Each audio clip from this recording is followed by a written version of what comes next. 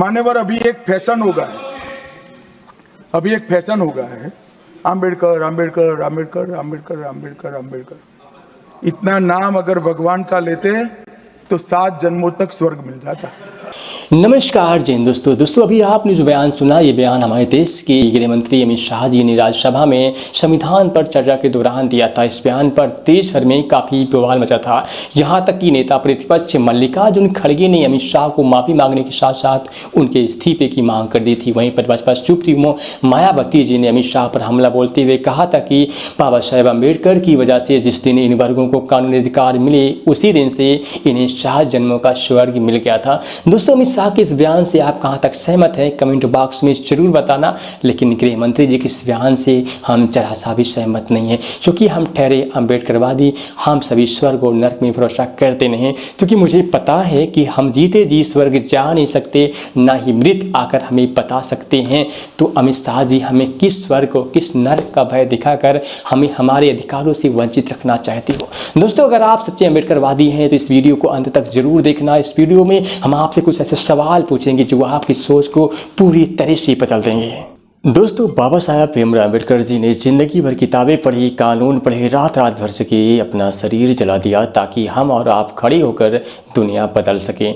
लेकिन हमने अपने सच्चे नायक को ठाल बना लिया, आईना नहीं बनाया। हमने उनकी फ़ोटो छाप ली, दीवार पर टांग दी, नीला झंडा ले लिया, जुबान पर जय भीम के नारे, दिमाग में वही पुराना डर और हीनता ज्यों की त्यों छोड़ दी। हमने ढाल इसलिए बनाया ताकि अपनी कमियों को छिपाया जा सके, सवालों से बचा जा सके, अपने को बिना बदले सही साबित किया जा सके। और आईना नहीं बनाया क्योंकि आईना सच दिखाता है, आईना अपने ऊपर सवाल करता है। आईना कहता है तुम कितने बड़े वैज्ञानिक हो, तुमने जातिवाद, अंधविश्वास और असमानता के खिलाफ क्या बदला। अगर आप डॉक्टर अंबेडकर को सच मानते हैं तो नारे से ज़्यादा विचार अपनाने होंगे, मूर्ति से ज़्यादा मूल्य अपनाने होंगे और जय भीम से ज़्यादा जस्टिस, इक्वलिटी और रीजन अपनाना होगा। डॉक्टर अंबेडकर की सोच ढाल नहीं, आईना थी जो समाज को खुद को बदलने की हिम्मत देती थी। और हमने क्या किया, हमने उन्हें देवता बना दिया ताकि कोई इंसान सवाल न पूछे। डॉक्टर अंबेडकर चाहते थे सवाल, तर्क और आलोचना। जब उन्हें भगवान बना दिया जाता है तो उनका विचार मर जाता है, बचती है सिर्फ पूजा, और व्यक्ति पूजक बनकर रह जाता है, विचारक नहीं बन पाता।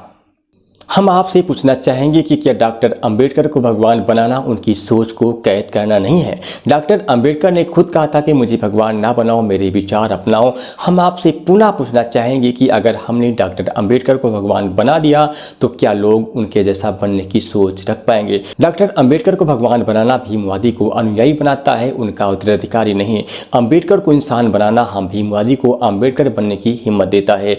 एक छोटा सा बच्चा जिसे समझ में नहीं आता था कि कौन सा पाप लेकर पैदा हुआ, कि ठाकुर की घड़े का पानी उसे नसीब नहीं, किताबों का ढेर, कमरे में किताबें बिछी हुई, डेस्क पर झुका हुआ शरीर, आंखों के नीचे काले गड्ढे, इसलिए नहीं कि उनके नाम की आगे डॉक्टर जुड़ जाए। उन्हें पता था कि अगर मैं गिरा तो सिर्फ मैं नहीं, मेरे साथ साथ लाखों उम्मीदें गिर जाएंगी। तुम्हें अंदाजा भी नहीं कि किसी ज़माने में तुम्हारा जन्म ही दोष माना जाता था, और कोई था जो रात भर जाग कर ये सब पंक्तियाँ लिख रहा था ताकि तुम्हें कागज़ पर ही सही पहली बार मनुष्य घोषित किया जा सके। उन्होंने बुद्ध को चुना क्योंकि उन्हें सिर्फ ईश्वर नहीं सम्मान चाहिए था। ये समाज जहाँ कोई न कह सके तू नीच है या ऊंच है या फिर तू छूने लायक नहीं है। हमने अंबेडकर को किताब की तरह नहीं, हथियार की तरह पकड़ा है। हथियार से हम लड़ाई तो कर सकते हैं लेकिन खुद की सर्जरी नहीं। उन्होंने तुम्हारे लिए मिरर बनाया ताकि तुम चेहरे पर लगी धूल देख सको। तुमने उस मिरर को हमेशा के लिए पत्थर बना लिया ताकि तुम फेंक कर मार सको। जब भी उनका नाम लो, खुद से सवाल पूछो कि मैं जिस आदमी का नाम ले रहा हूँ, क्या मैं उनकी तरह गंभीर हूँ, मेहनती हूँ, पढ़ने वाला हूँ, सोचने वाला हूँ।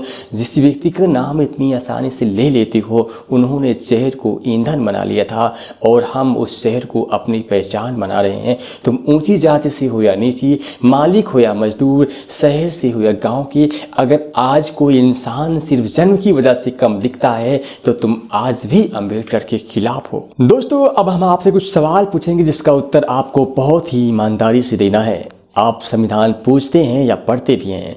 अगर पढ़ते हैं तो आखिरी बार आपने कौन सा अनुच्छेद पढ़ा? आपने खुद कितनी पढ़ाई की और समाज में कितनों को पढ़ाया? आप बाबा साहब का नाम लेते हैं पर खुद किस अंधविश्वास से पार निकले। अपने घर में, शादी ब्याह में, दोस्ती में आपने जाति कहाँ कहाँ तोड़ी। महिला बराबरी सिर्फ भाषण में है या फिर आपकी सोच और घर में भी। आपने जीवन का कौन सा कठिन रास्ता चुना या सिर्फ नारा लगाया। आप सिर्फ आरक्षण में रुचि रखते हैं या फिर सत्ता बदलने की तैयारी में भी। जब कोई बाबा साहब की गलत व्याख्या करता है तो आप सुधारते हैं या सिर्फ ताली बजाते हैं। आपने किसी युवा को किताब दिया या सिर्फ झंडा थमाया। आखिरी और सबसे महत्वपूर्ण सवाल कि अगर बाबा साहब अम्बेडकर आपके सामने आ जाएं तो वो आपको अनुयायी कहेंगे या सिर्फ नारा लगाने वाला। उत्तर कमेंट बॉक्स में ज़रूर देना और वो भी ईमानदारी के साथ।